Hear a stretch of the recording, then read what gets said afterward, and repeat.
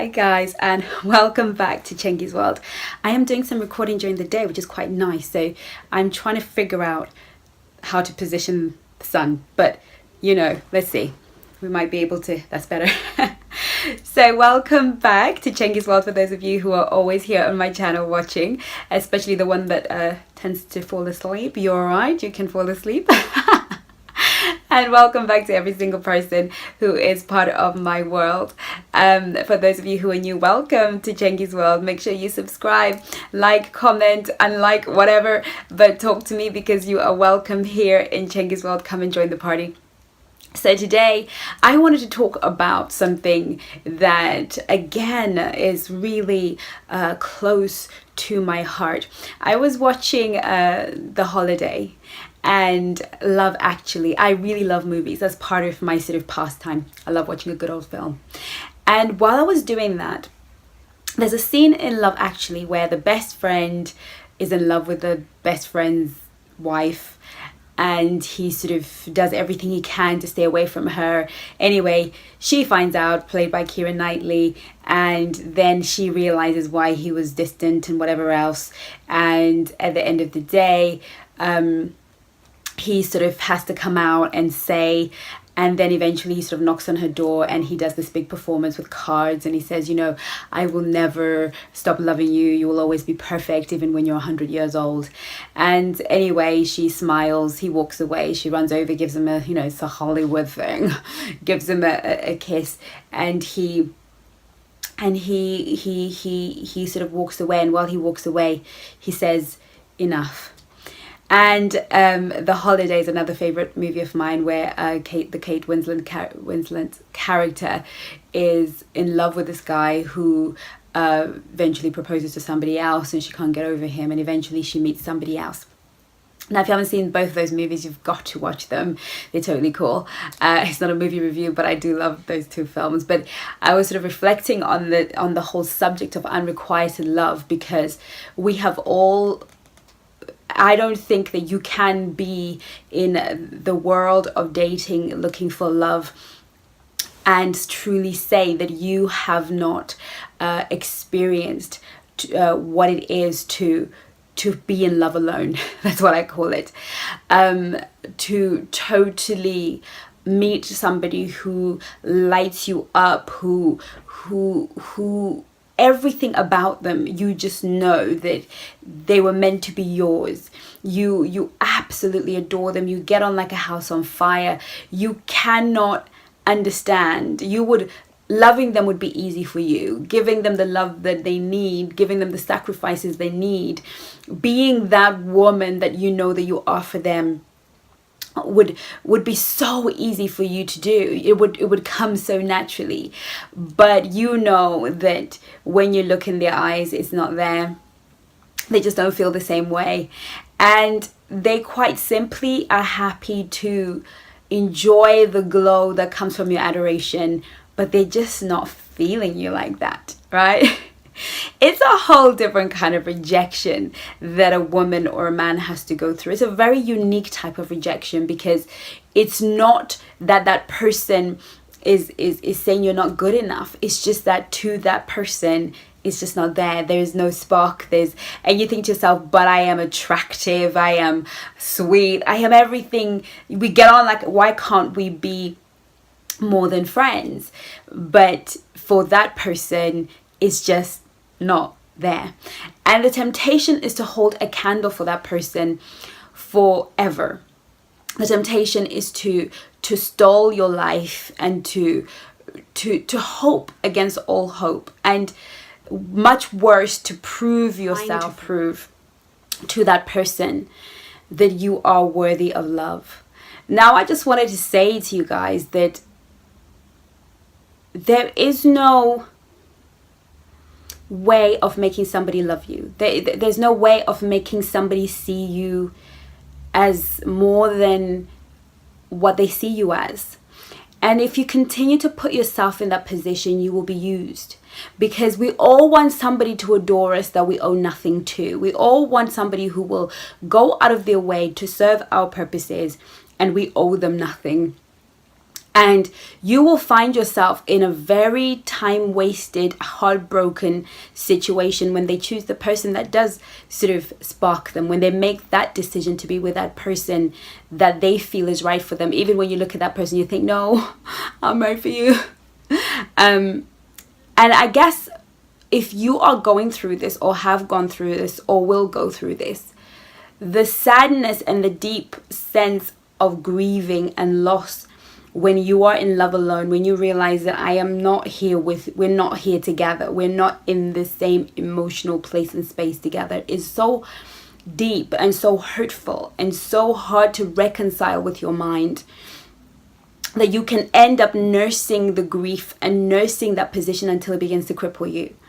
So what do we do? How do we get out of the rut? How do we become unstuck? The truth of the matter is a decision.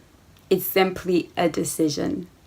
A decision never promises to be easy, but it will take you. It's not, I think I should. A decision is that moment when that guy walks away from that girl and he says, enough. At some point, you have to look at yourself in the mirror, walk away from this person and say, enough, enough, enough, enough.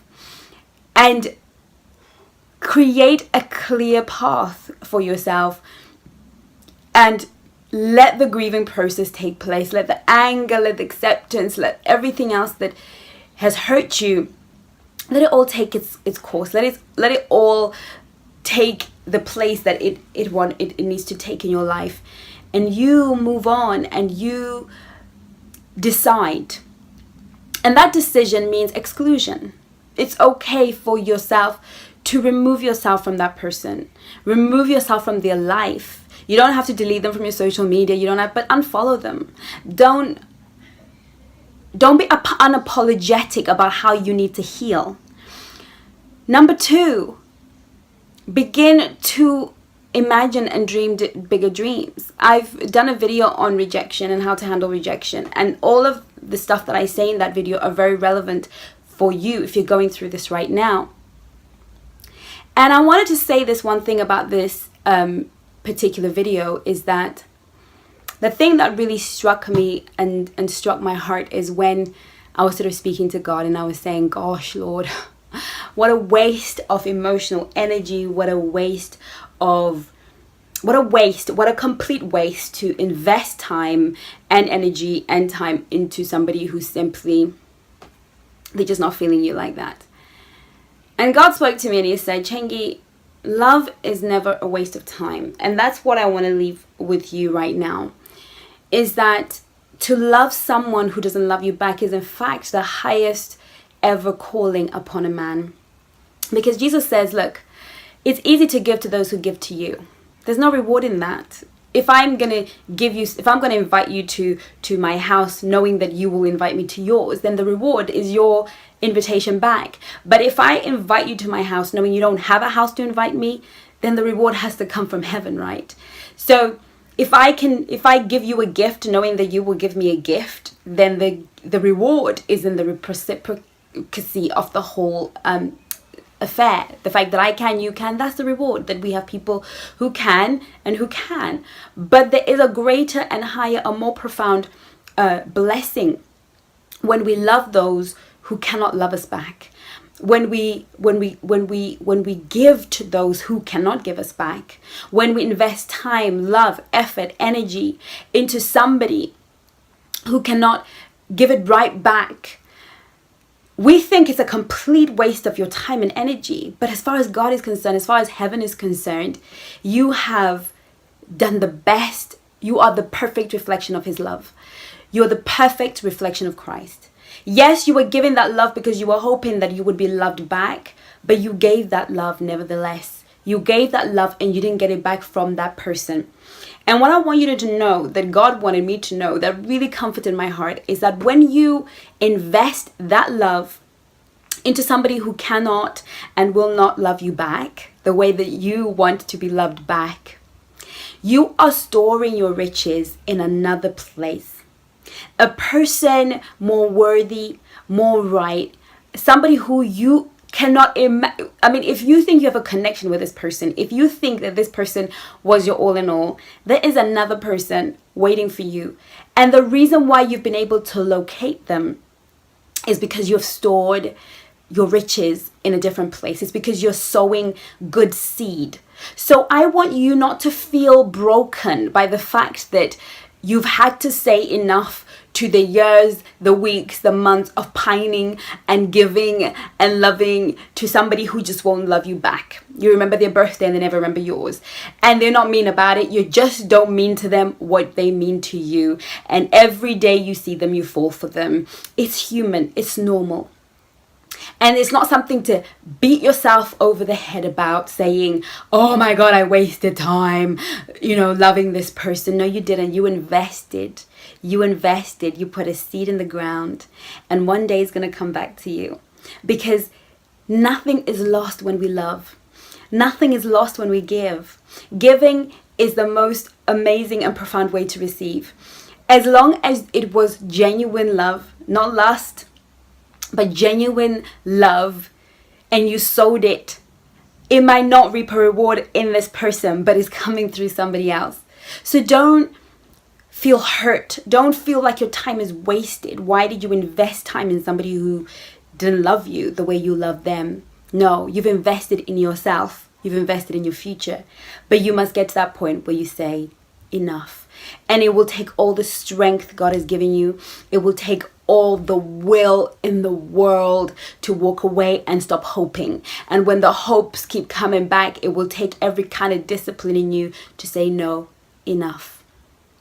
So guys, I really hope this video was a blessing to you, and that if you're going through a situation where you are in love alone, that this will really help you.